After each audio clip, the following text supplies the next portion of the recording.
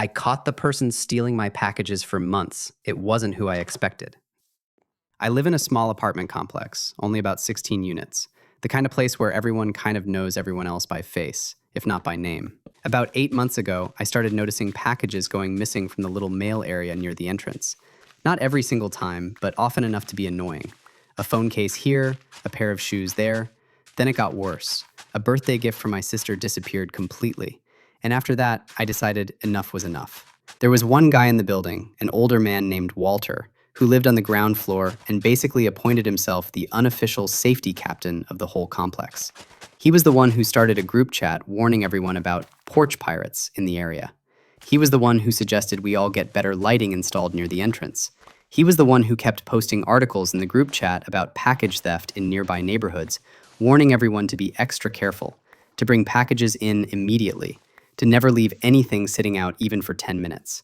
Honestly, at the time, I thought he was just a caring, slightly anxious retired guy with too much time on his hands. Half the building appreciated him for it.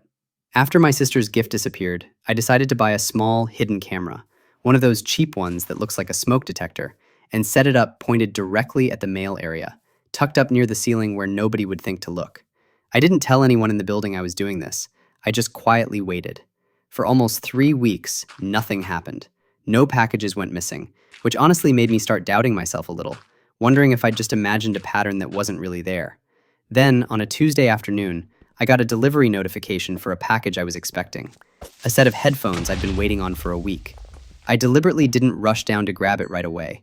I wanted to see what would happen. About 40 minutes later, I checked the footage, and there was Walter, our friendly neighborhood safety captain, casually walking through the mail area, glancing around like he always did, before quietly slipping my package under his jacket and walking back toward his own apartment like nothing had happened. I sat there staring at the screen for a solid minute, honestly more confused than angry at first.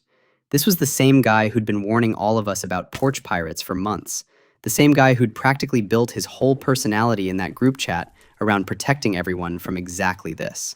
It didn't make sense to me until I actually thought it through properly. And once I did, it made a horrible kind of sense.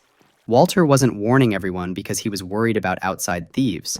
Walter was warning everyone so that if anything ever did go missing, everyone would automatically blame some anonymous stranger from outside the building instead of ever suspecting someone already living there.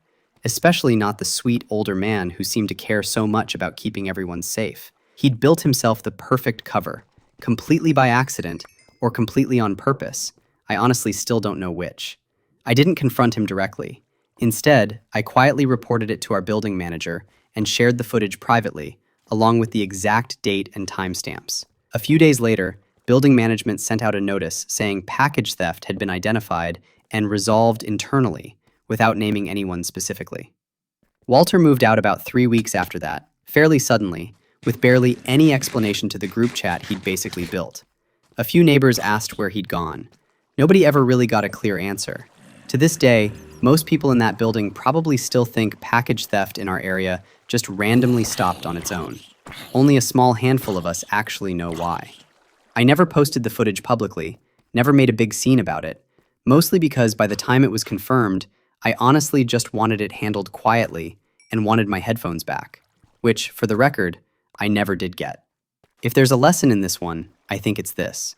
Sometimes the person warning you the loudest about a danger isn't protecting you from it.